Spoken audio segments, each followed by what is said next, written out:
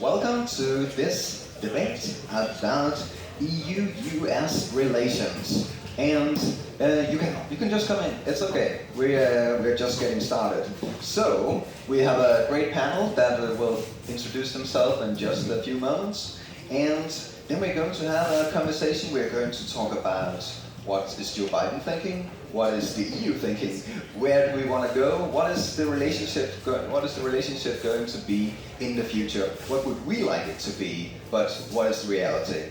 There's a lot of different dimensions, and there's not that big of an audience, so let's make this a very conversational exercise. So if you have a question during the debate and you're like, I want to have the panelists explore this a bit more, you just raise your hand, and then one of our volunteers will run over to you with a microphone. But first, I will just allow our panelists to introduce themselves, tell you a bit about who they are, and then give their opening statements. So that's the plan. This is the way we're going to do it. Jakob, would you like to start? I would like. Thanks for the invitation. I am educated as a lawyer, and in the period 2005-2010, I was a member of the Danish Parliament. I was also Minister of Health in 3 years, and then on my own purpose, I dropped out of Parliament, became a CEO in a large real estate development company, which I am now. But 2 months ago, I got my valgkreds. I don't know what it is. I'm on the list again, trying to get elected back to Parliament. And that's why I really hope that we will have an election soon. So I have a little bit of experience as a lawyer, as a businessman, and as a minister here in Denmark. And this is not correct because it stands that I'm a candidate for the EPP. It's not correct, it's the Danish Parliament I'm a candidate. Slide that on. Hello everybody. Forgive my jet lag a little bit here, but this should be fun. I'm Daniel Faraci, came from Washington, D.C., and is this thing too? We're good. Okay. And large background, intelligence community, run a company the last 17 years that does campaigns and lobbying of a variety of across the spectrum: healthcare, foreign policy, defense, IT, tech, all the rest. And it operates in Washington as well as in Brussels in the European Parliament. And on the campaign side, it's Middle East, Europe, and the States, so maybe we should talk.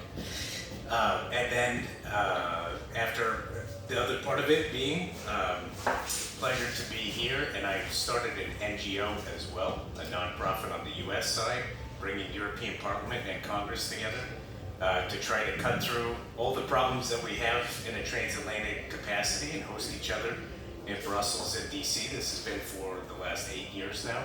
And it's been effective, so that's hence my interest in being here and joining you. My name is Rasmus Andresen. I'm a member of the European Parliament, elected in 2019 for the German Green Party, but I'm currently from the Danish minority in Flensburg or in Sydslesvig. So I have a Danish background as well, and in the Parliament I'm working with economic stuff basically. And I'm also a member of the EU-US delegation, so I'm also working a lot on the EU-US relations. Yes. Turn the microphone on. There we go. My name is Sophie Callesen. I'm a member of the Danish Parliament for the Social Liberal Party, Radikale Venstre. I'm Speaker of European Integration, and I have been a member of Parliament since 2019. And my own European-US relation is mostly family-based because I have family in the US as well as throughout Europe actually. So anyways, of course I also have political opinions about it, but yeah. Thank you so much. My name is Jakob. I'm from the Danish Student Union, and where I work with our international work. So I mostly see things from a young people's perspective, so I hope to also bring that into the conversation today, but you can take it where you feel like it belongs. So we are going to talk about EU and US relations.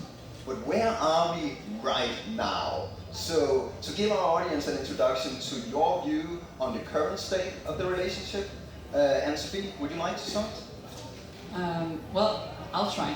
I think in many ways we have a really strong relationship, US and Europe, and the European Union also as a whole. I think there is some kind of, is the sound okay, or it's fine? Okay, maybe it's just me. Anyways. But of course, we can also see that the situation in US internally is changing. It's a little bit unstable, you could say.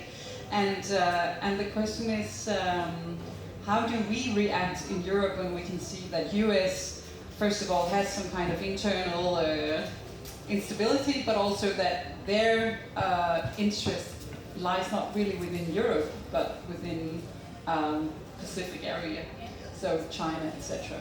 And I think what we need to do is to refocus more on being able to stand on our own feet and still have very strong relations with US. We're not leaving them, but they have a little bit left us, so we have to just deal with that.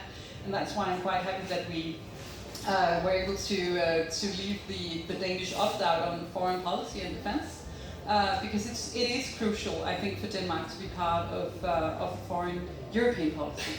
So I think that is my very brief introduction to how I see things going on, or what's going on right now.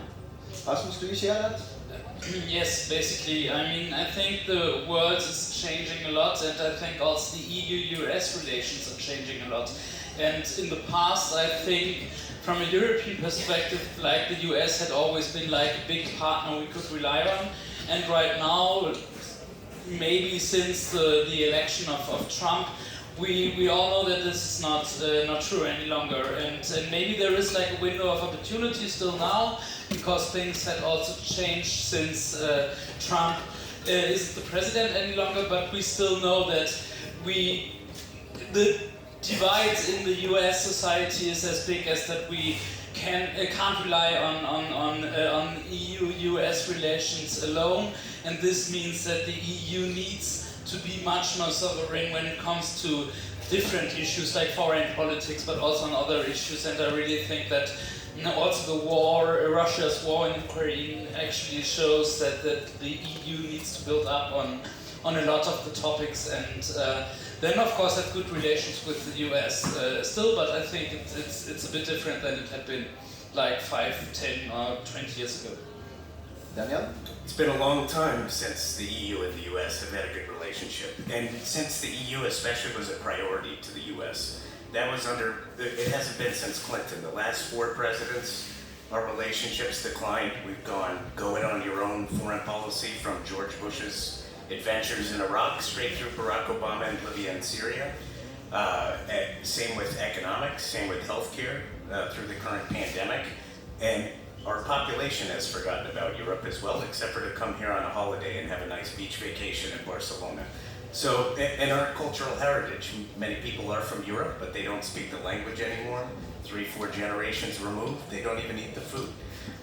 So we have a cultural problem, we have tremendous political problems, but the big problem in transatlantic relations is the EU is not a priority to us, and we have a lot of work to do. Jakob, will you come in here?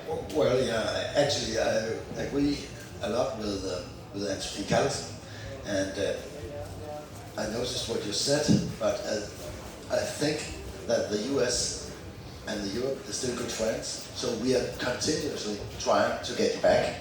And what is our common values? Even though I think the political system in the US is unstable, and that's a threat for your country, and it's also a threat for the cooperation. But what is the common values? Actually, only about 7% of the population in the world lives in a democracy. That's a common value, that we have democracies. So I will continuously work for the agenda that we are going close with the US. But the US is unstable. It has been able to vote for Trump. I didn't think it was realistic.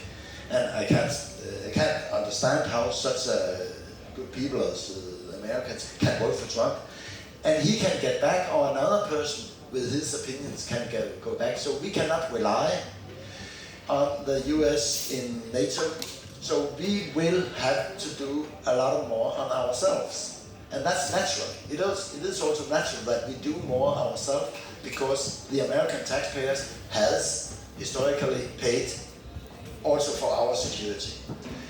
And that's the only good thing about the Russian invasion in Ukraine, that it stays out that we have to take care of ourselves and get our own defenses for Europe and for the values that we have in common with you, because it is also obvious that even though who is the president in the US will be more focused over the Pacific.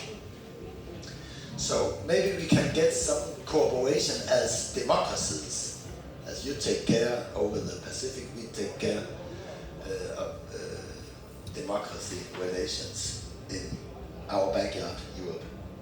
But we have a common value being democracies and trading so much with each other. So what I hear all of you say is that the US is not that interested in Europe right now, have maybe not been for quite a while. Are we boring? Are we not useful for the Americans, or do we want to be? I think we'll save that question for a bit, whether we want to engage. But why are we not so interesting anymore? Why has this happened? What's your take on it? Daniel, from your perspective? For us, we don't have a focus. We don't have a very comprehensive foreign policy. While we both do have democracies in some respect, ours is eroding and we don't respect anybody else's. Take a look at our own hemisphere in South America. All we do is, from there to the Middle East, work to do regime change and nation building in places where it doesn't belong, it doesn't function, and then we learn, like Afghanistan 20 years later, what a mistake it was.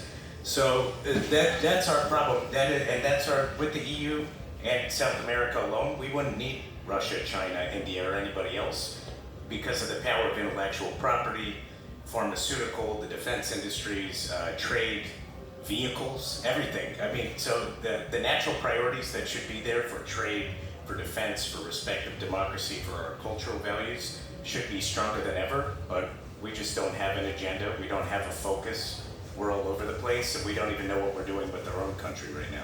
So that's why these state of affairs have fallen apart. And with my NGO, I'll tell you, I brought over groups for the last 8 years, and these members of parliament and our most senior members of Congress, the Foreign Affairs Committee, several of the chairmen, the Speaker of the House, they don't even know how the European Parliament functions, how the Commission functions.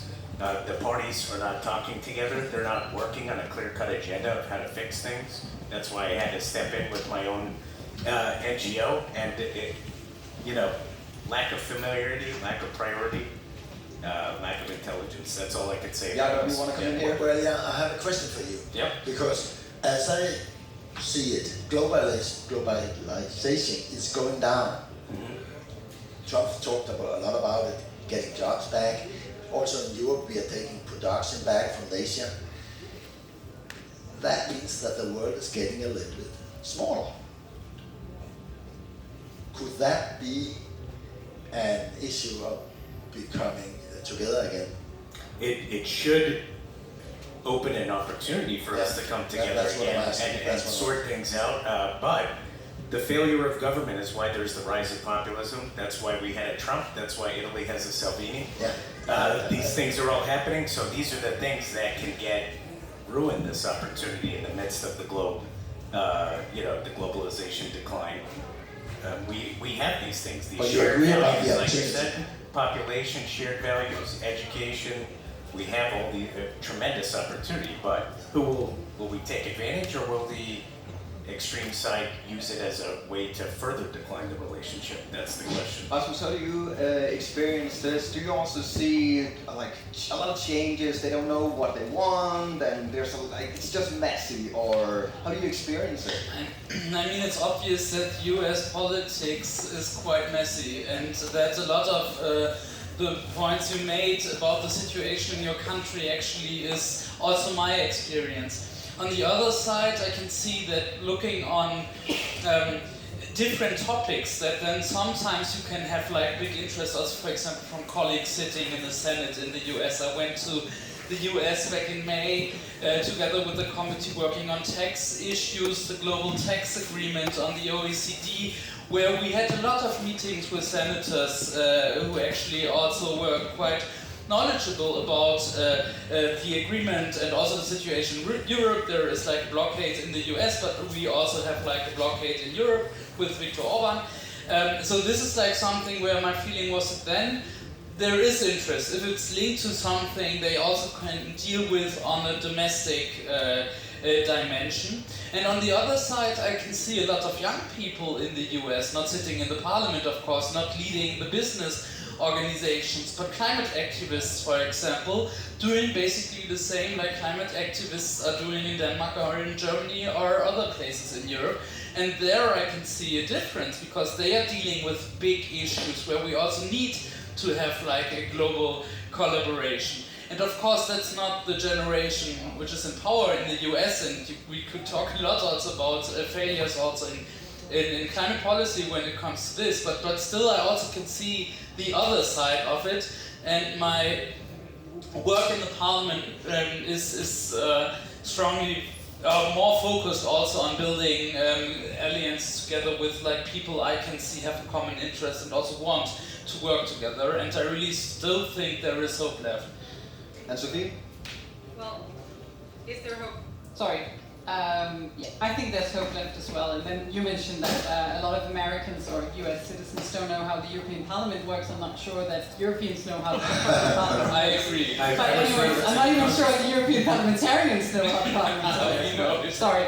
I think we still have a common interest in being trading partners, in being security partners. Also when it comes to the Arctic, we have a common interest in keeping the Arctic a safe area. Keeping, I wouldn't say keeping Russia and China completely out, but balancing those powers.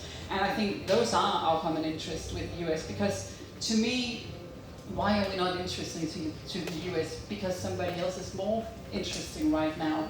So I think it's evident that US is focusing on China, on Russia, on at least on the Pacific.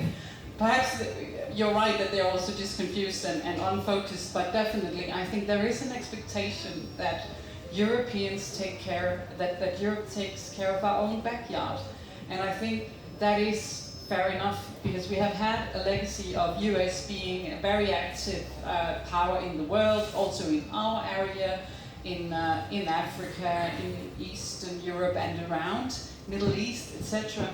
And I think that time has passed. It's over, and we have to face that. And there are good things about it, there are bad things about it, but we have to tackle it and join our forces in Europe and find out how we want to be an actor in the Middle East, for example. How do we want to be active in Africa? I think we need to have a European Marshall Plan for Africa, for example. We cannot wait for the US to come. They're not going to come to Africa and make sure that the population there has enough food, has enough opportunities to tackle climate change. That is something we have to do, also when it comes to conflicts in Africa, etc.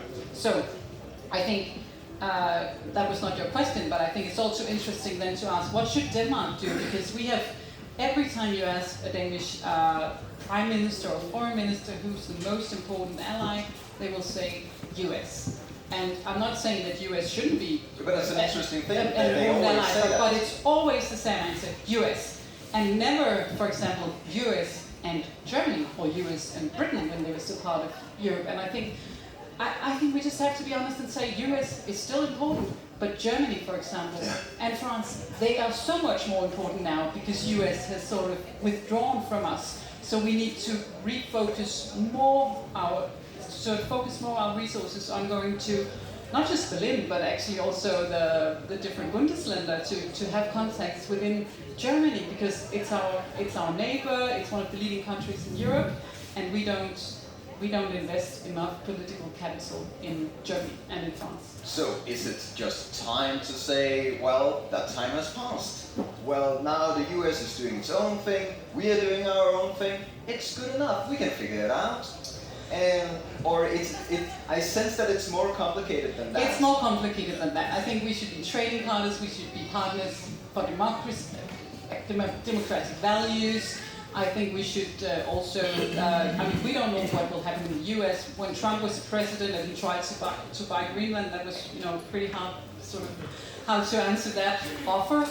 So I think, because we also because we are in Rigsfællesskabet, we have Greenland, we have Faroe Islands, we have a special responsibility to still have good and stable relationships with Europe, not just responsibility, but also interests.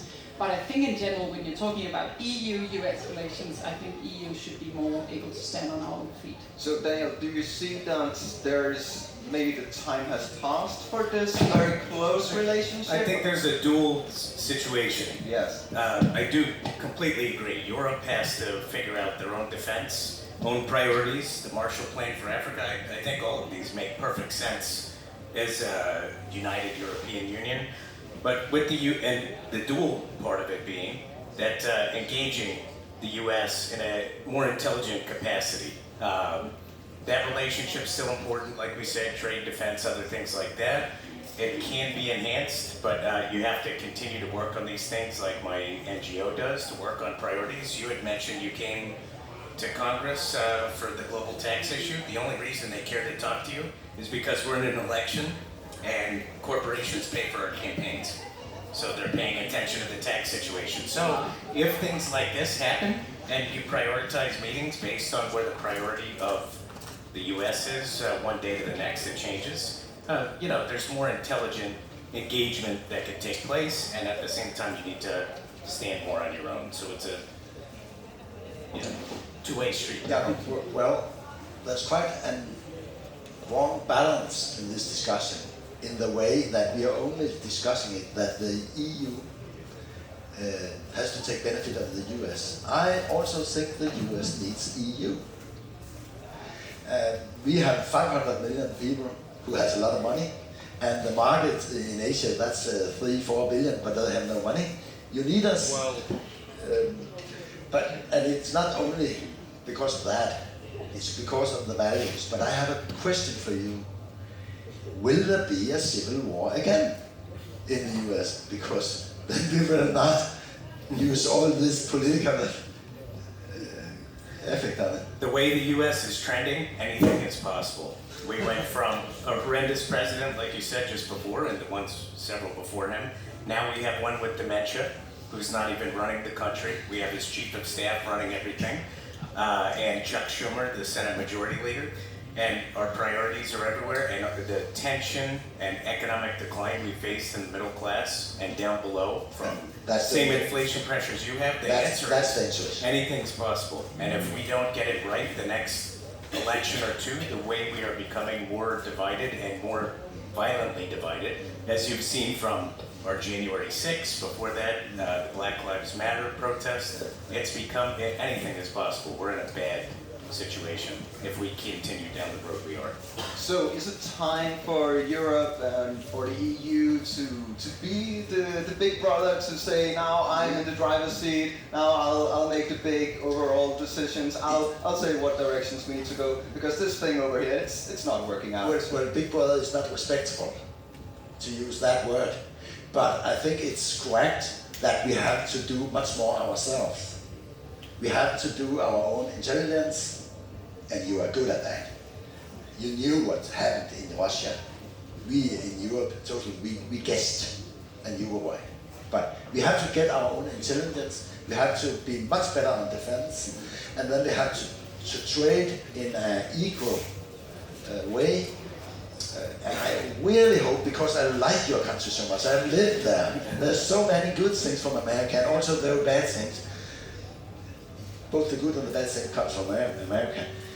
I really hope that you could, as a nation, stand up in an equal cooperation with the EU. And I don't think it's equal now because you have so many problems yourself. Agree. Yep. So what can we do about it? Like, should we just sit here and wait, or Rasmus, do you want to? No, I don't think we should sit and wait. We should be prepared, and I mean we can discuss a lot what will happen in the US in the next months and years, and I'm quite sure that nobody of us knows it. You have a better feeling for it, but nobody actually can have a look in the future and perfectly know all the answers. Because the dynamics are as they are, and even also in Europe, I mean, we have our own problems there as well. I don't need to talk about Trump if I'm actually having a problem called Viktor Orban in European democracy, for example, and there are more examples to mention. Even also within our strong democracies like Denmark and Germany, we have some problems there as well. But what I think we should, and I don't think we should like try to be the new US and do the same thing but a bit different. That's not the right thing to do, I think. But we should be prepared, and of course this also means, for example, and this is not an easy discussion, for example, in my party, in the Green Party, we also need to do more on security issues, for example, on foreign politics. We are in a different role. It's not an easy debate in Germany in general, in society, because of good reasons, because of the German history. We are quite reluctant in taking responsibilities when it comes to foreign policy, especially when it comes to the military part of it. But I think that this is something where we had started already to discuss this and to also come with some new proposals and some tough decisions also in the national parliaments. But we also need to do this at European level, which, for example, for me means that we need to give the European Union much more responsibility for our foreign and security policy. It's not good enough to deal with this on a national level, and I know how emotional this is, and I know that this is not the majority opinion of the Danish citizens, but elected in Germany, I can maybe come with some tough messages there. Many Danish politicians maybe can't do, but I really think that this is necessary, because we will not deal with this alone. Even like the biggest countries in Europe, like Germany and France, can't do this any longer, and Denmark, I'm afraid, will not do it anyway. So this means for me that the European Union needs to be in a stronger role there, and this means also that the EU needs to get more competences when it comes to all of the topics we already had discussed. In a moment we'll take a question from the audience, but first I would like to hear Jakob. Do you share this opinion, or how do you do it? Yeah, I do share it, but my conscience is how do we get the people to follow us? It's very, very strange to get this project branded by the Danish population so they will follow us. And it's actually, I guess, the same problems they got in Germany and in Italy and everywhere. But I agree that we have to move the Commission to be very stronger. So we can. So you also prepare to allow them to be that? Yeah. Okay. Yes, short comment? Very short comment. I think that the situation is different now after the war in Ukraine, which is horrible. But I think we can see that. I actually think you were right, but I think that our populations in Denmark and in other European countries are really see the perspective in standing together in Europe now. I've been around here during the day, and whenever I ask people what does the European Union mean to you, it means being together. It means fællesskab, sammenhold. It means that we're in it together. And I think also the way EU reacted to the crisis, all the sanctions we have made. You can also see the vote we had in Denmark on the opt-out. A pretty huge majority were saying we want to stand together now. So I think there is a possibility, both when it comes to public support, but also when it comes to the governments in Europe believing that we can actually do something together, that this is not totally utopia, and I'm not talking about a common European army or something, but just being able to speak with one voice. I think that is. But what does it mean to speak with one voice? It means that, for example, Orban cannot just block a decision whenever if we have to have sanctions against Russia, for example, take a common stance on, it could be something completely different, situation in Africa, whatever, the economic foreign policy, that certain countries cannot just stop the show because they don't agree. We'll now take a question from the audience. Can we have a microphone first here in the first row? Otherwise I can shout. No, I think so everyone can hear you. The microphone's better here. I think it's mostly a question to Daniel, because now we have the midterm coming up. And my prediction is that will be a change of majority in both houses. It will be Republican. Maybe I'm wrong. I hope I will be wrong. But if it is, what will it mean for the connection with the EU? Will there be a change, or will it just be as now? You have the insight of this. If the election were today, the Republicans will probably not get the Senate, but they definitely will sweep the House election. Not even close. And much to do with inflation pressures like you all have, and then the a president with the lowest approval rating that we've seen in decades. And what should we do then? But this being said, when this changes, even if it was all Republican in both houses or just the House, we're going to have nothing but the next 2 years of gridlock and investigations on the Biden administration, on Hunter Biden. Everything that the Democrats did to Trump will happen in reverse, and nothing will change. Nothing positive. The opportunity for the EU is very, very heavy engagement with many of the lawmakers that will be elected, because they'll most likely stay, and in 2024, the most likely president, because that is when we have the greatest opportunity to reset everything and make Europe a priority again. And if we get this engagement prepared for 2024, it's extremely important. But next 2 years, we're going to look like we do right now, but even worse. So building relationships, that's the way forward. Advanced relationship. A lot of our top presidential candidates now that are emerging, and it more likely than not will be a Republican, have absolutely zero relations with. Who's going to be the next U.S. president? Tell us. More likely than not, Ron DeSantis, the governor of Florida. So. Okay, yes. Yeah. I think we'll take another question from the audience down here. Thank you. My name is Kristijonas Bartoševičius, and I'm the member of Parliament of Lithuania. And I'm listening this, and first of all, was a bit strange for me. It's like everyone is a little bit, why US is not taking care of us, why they're not interested in us, and so on. I mean, it's nice. I mean, we appreciate the United States, I guess, and everything is fine with that. But when I hear this, that we're lacking some kind of interest, I'm sorry, but I think we have to go down a little bit to the pragmatic level. United States is interested in their own interests, obviously. So if they see problems somewhere which are usually related to trade, then they come there and do something. European Union needs a good trade partners, and United States is one of them. Strong, reliable, I would say, and so on. So as far as I see, and what you're saying, that unfortunately I see this a little bit as a very surface what we know and what we understand. United States, I guess, is working way deeper in the intelligence and so on and so forth. So I'm not telling that we need more United States or less US in Europe.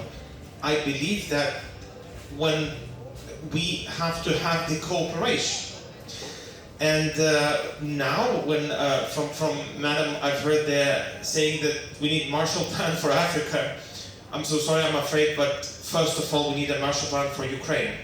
So if we put Africa right now in Europe first of the Ukraine, then we lose our really family feeling in this, what we call Europe and European Union.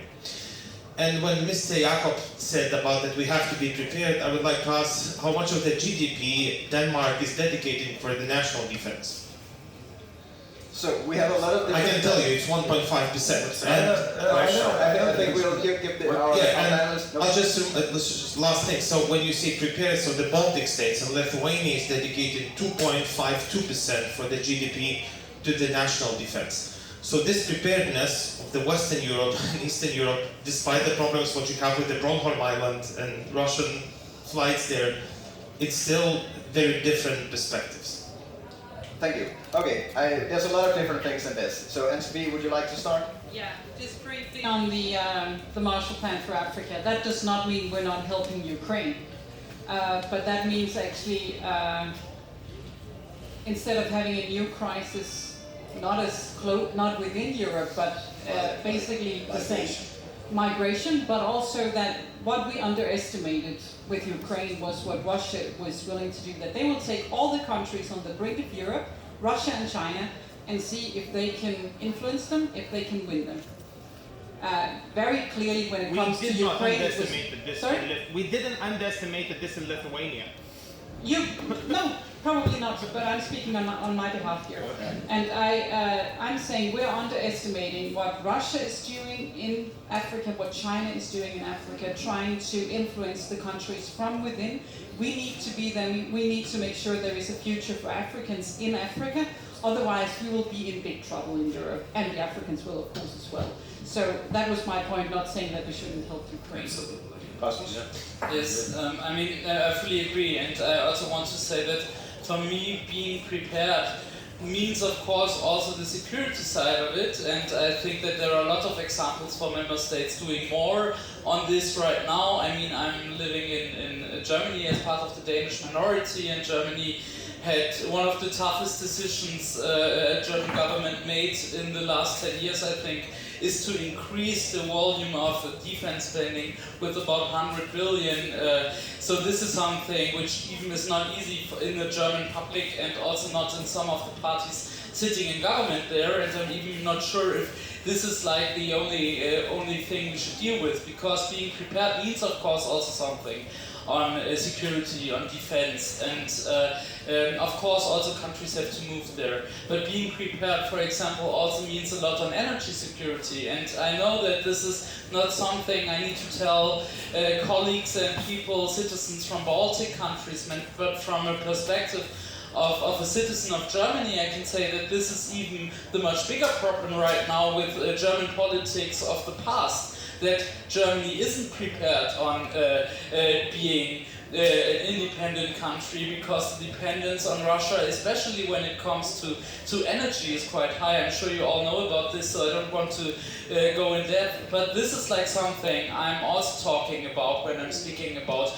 being prepared, and to organize all of this with all of the more complicated questions which belong to also the decision making here. And I really think that the war, or the new area of the war, I would call it, right? I mean, we had like a long development when it comes to Russia and Ukraine, had been like a wake-up call in some countries. And then we can discuss a lot why this is first the case now. And I mean, I'm from the Green Party in Germany. We have been one of the more critical voices in the German debate in the past. But I can say that for a lot of other people, for a lot of other parties, at least in the German context, it had been a wake-up call, and they were quite surprised. And now we can discuss about the failures of the past, and I'm also quite clear on that this is something we need to do in our societies. But we also can take this as a starting point for something new.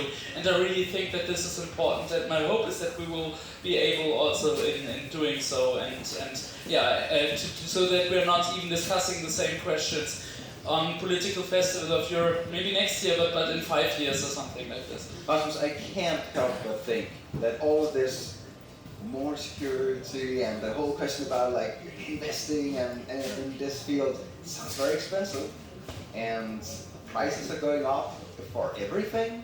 And are we ready to take on that responsibility? Can we afford not to? Do you want to expand on that?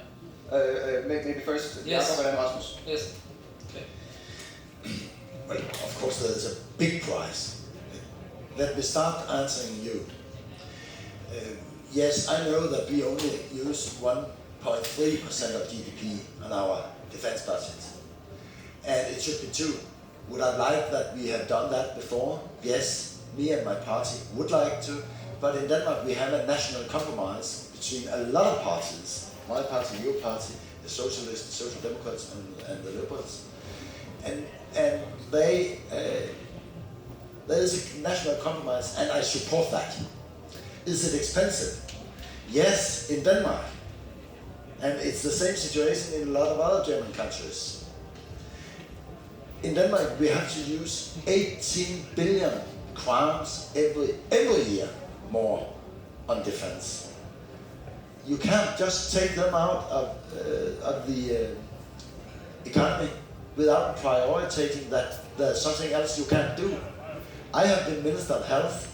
I don't think it's the health, but maybe it's going to be. I don't know what it is that the former politicians in the future will prioritize away, but we have to do that. So it is very expensive. And when it becomes so expensive, what does the people in the country say about it? Would they all of a sudden vote for somebody else? Maybe they will. That is a price. But I don't. It's like when you have a house, you have insurance that it's not going on fire. It's not, and we are going to buy a lot of defense. A lot of defense is also new IT technology that we can use and maybe export in civil terms. But it is going to be very expensive. And I don't hope that my house will get on fire. I don't hope that I at any point will come to use these weapons, but it is an insurance, so we have to buy it. That's what I mean when I said that we can't afford not to do. And that has been the big wake-up call. I think we talk about the same thing when we talk about the wake-up call, because you in the Baltics, you have not underestimated Putin. You know how it is to live in the Soviet Union and how the Russians think. We trusted him when he said that he was only taking care, yes, naive, and we should have known when he in Munich, I think it was in 2007, said that the biggest mistake in Europe was that the Soviet Union collapsed. That was the biggest geopolitical mistake. We should have noticed when he said that in Munich. I think it was back in 2007, maybe 2003, I can't remember. But now we know, because we got this wake-up call. And now we have to pay our insurance bill, which is very important. And I hope that our peoples will follow us, because it comes down to values. It comes down to being a citizen in a democracy with the freedom of speech, with the freedom of everything, with the freedom that you and I can disagree and we can write it in the papers. Rasmus, you... And that's expensive, but I'd like to pay it. I would like to bring Rasmus in before, because you said before that your party was very reluctant to also go down this path.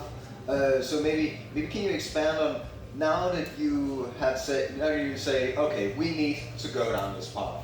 How do we do it in a way that that doesn't hurt us? Because do you still, like the concerns you had before, do you still have them? Or? Yes, of course. And I mean, to be very frank, it was like more or less the German Chancellor going out with this tough message, and then the debate in the government started afterwards. And as politicians at least know, it's much more complicated to debate if, like, the Prime Minister already went out to the public and announced something strong. But what I think is really important is that we are debating also about the quality, and also like in the European context, but also in NATO, not everybody needs to do everything. We are in this together, and we have some strong ties and collaborations also because like we are in a partnership there. And of course we had discussed a lot on can we rely on other countries and so on, but still we have, like also with the European Union, we have like a strong relation there, and I still believe in the European project and the European Union. So for me, this doesn't mean that Germany needs to buy everything and make the prices actually increasing, because everybody wants to buy something right now when it comes to this. But on the other side, that we need to have a look, what can Germany do, what can France do, what can Denmark do, and so on. So this is really important for me to say. And on the other side, also to have a different kind of understanding of what security means. And I mean, I'm repeating myself, but topics like global warming, fighting global warming, energy security, but also social security in the world and in the EU is much more important now, because we know that things are related to each other, and this means also something for the political debate. It's not just about weapons, it's also about a lot of other stuff. And my last point is, of course this is expensive, but first of all it's much more expensive to live in an unsecure world, like you also pointed out. And on the other side, we can also see, and then I'm from a more progressive party, maybe, that when it comes to economical decisions, we can also see that there still is a lot of money also flowing around, but it's also a question on how to use it and who actually is using the money. So I still think we have some potentials there, and we are strong economies, still with a lot of problems, I agree, especially in autumn it will be quite tough. But still we are strong economies, and we have the power also to organize it, if we want to do it. So for me it's more about political choices than about monies. Daniel, I was just going to add in on this. Yes. Learn from the failure of government and organizations. On defense, yes, it's going to be expensive, and energy. You need to be honest with the public. I know that's asking a lot for government and parliaments, as well as us, but honest with the public, have a comprehensive conversation, and EU needs to decide. Are we going to go on the misadventures of NATO, where a force that was made to counter Russia is all of a sudden bombing Libya, engaged in Syria and Afghanistan for 20 years? Complete waste. And now the Chinese have gone in and exploited all the assets, from lithium to oil to gas to labor, all the rest. So is it going to be a reorganized NATO that actually has priorities, or does the EU need to make its own defense force? I know this has come up the last 4 years straight at Munich, so it's a possibility. And the second one being, and not just, that's the thing, not just the 2% goal is great, very arbitrary, because it's been wasted for decades. So the second point being on energy, you need that same conversation, I know there's the big debate on the balance of renewables, all the rest, but for the last few years, we're the #1 producer of LNG in the world, but we don't have the capacity to export it to you. And you haven't built one new terminal to receive gas. So by the time you do that, it's 2.5 years. So we can't help you. So where you're looking to buy as an alternative to Russia is a national conversation you need to have, and an EU-wide one, as most of the resources being sought now are in Doha, which is the epicenter of the Muslim Brotherhood. And do you really want to enrich these guys again? No. As a counter to Russia, it doesn't make a heck of a lot of sense. So these conversations need to be at the high level. People need to be risk takers, explain it to the public, have a real strategy, and learn from the mistakes. That's my recommendation. So, now we also have time for more questions from the audience. We have down here in the second row. Down here. We can do it. Thank you so much. My name is William. So my question is, when the European Union is possessing those kind of common policies, especially in the policies of diplomacy and the common defense, how we avoid falling into the scandals? A couple of years ago, when Denmark released a lot of scandal of intelligence information to the US, especially the Chancellor Angela Merkel's personal data. It was released from the Danish intelligence organization to the American side.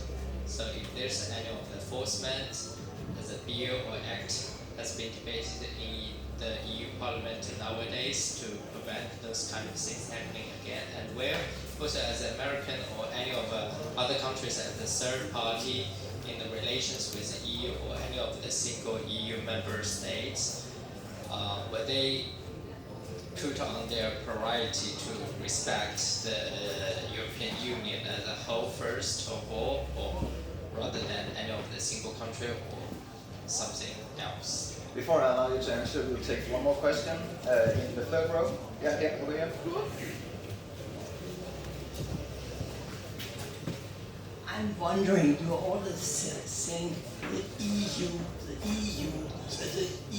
is a very conglomerate. If you see at the military, they have all different systems, they can't work really together in the EU. Every country has national interests. It's not an entity. It's a lot of different countries, and its cooperation is not particularly strong. So I think it's a problem to talk as EU as one state, as many of you do. I know you have told something. There are some problems in Hungary and others, but there are a lot of other problems that you haven't mentioned, and it's a lot of different states. And I think it will be very difficult to make it one country and say, the EU will do that, the EU will do this. You have a problem. Thank you. Okay, and Sophie? Well, to answer that, imagine what Europe would have looked like now without the European Union. Imagine how we would have responded to the war in Ukraine without the European Union. I can't even imagine, because we would have been a complete mess. So yes, we have problems. Yes, we are not. We're not one state, but we are united in diversity, and I think we can do a lot together. And I think, but you can disagree, of course, but I really think that the war in Ukraine has shown what we can do together, and that we are a union of different countries. So that will be my very short answer to that. And when it comes to your question, I think I'm not sure I completely follow here, because I think the scandal that we had about CIA and Denmark's cooperation does not really have a lot to do with Denmark integrating more into common defense policy in the European Union, and I don't see how that would trigger a risk of more scandals. In my opinion, I think that's sort of, I don't really follow that logic, sorry. But I think there's definitely a lot to say about the scandal, but I'm not the right person to answer that, because I simply, I wasn't even elected, and I think very few people know a lot about it in Denmark, and unfortunately I'm not one of them. Jakob, would you like to come in? Well, I think that when it comes to intelligence service, a lot of things happen that we don't even want to know about, but it's very necessary. It's another world. And so I think the real scandal is that this cooperation about this cable came to the public. That was a bad thing. And the information that all the intelligence services are giving to each other are saving lives. And we know that the Danish intelligence service, compared to CIA, they avoided that journalists from Jyllandsposten were not killed.